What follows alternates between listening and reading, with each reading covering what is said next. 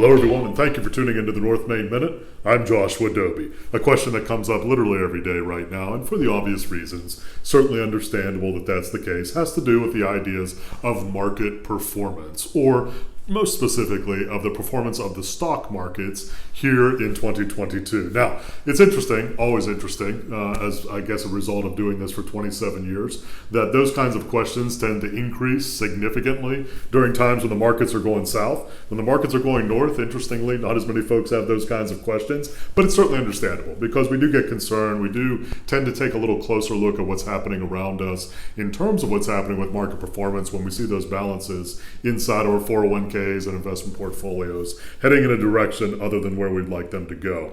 But again, coming back to the idea of market performance, a lot of questions about that. For most stock indices, and it's not all of them because there certainly are ones out there that haven't been this way, but for most, they've been in a negative trajectory for this year. So after talking about that with clients, inevitably the question comes up, all right, when does this stop? When do we move out?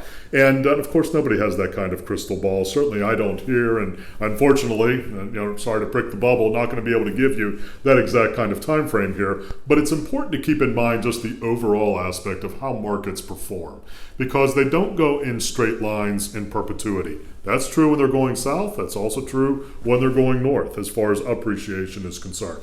But we tend to do that as the investing public. We tend to think, for whatever reasons, even though that hasn't happened at any time in our history over a long period of time, we tend to think they go in straight lines. Very, very important that you keep in mind as you're looking at market performance. First big point, don't make rash decisions. Very rarely are those decisions healthy ones for your long-term portfolio security. Second big one to keep in mind, understand or reevaluate the reasons why you own what you do. And be very candid with yourself. You may have just bought something because a buddy of yours bought it and did very well with it. And maybe you haven't done as well with it. Certainly there's a lot of that in the market right now where there was a lot of buying at the high and now a lot of those high flyers are at lows. But you want to understand why you own it. Does it still fit within your overall portfolio? And then 3, does it fit with your overall long-term plan? And again, be very candid with yourself. Really identify if that's something that should be a part of your portfolio in order to look at long-term financial security.